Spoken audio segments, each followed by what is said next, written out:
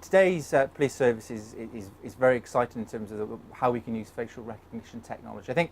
I see it in principally two very different elements. We've got AFR, or Automated Facial Recognition Locate, and we've got Automated Facial Recognition Identify. So in order to locate individuals and in order to identify individuals that we don't know who they are.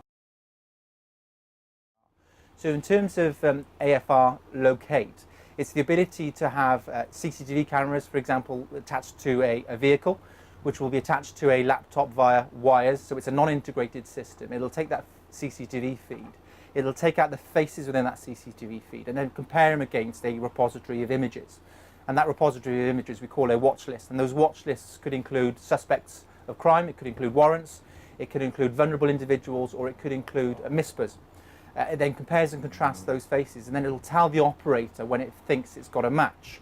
And then it's the operator then to verify that match, to ensure obviously that they're happy that the individual it's compared and contrasted against is the individual that they're actually looking for. So that's a non-integrated solution. Moving forward, there will be the ability or the opportunity to integrate the AFR Locate into existing CCTV systems. So a lot of cities across the UK, there's a integrated CCTV system shared between the local authority and the police.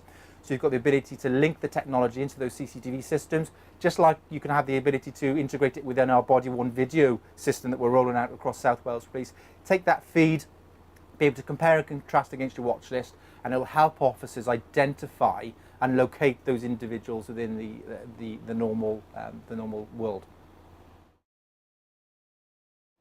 The second element of the system is AFR Identify. So this is when we don't know who an individual is. So for example, we're at a scene of a crime, we've got CCTV footage of that crime, or we have an e-fit, or we have a social media picture, or any sort of digital image of that individual. And in order to identify, whereas what we do now as an organisation, we might circulate that image across the press or circulate it internally to colleagues. We've got the ability to take that probe image and then cross-map it against the 500,000 custody images that we currently hold as an organisation, in order then to rank the likelihood of that individual having been arrested before within South Wales Police.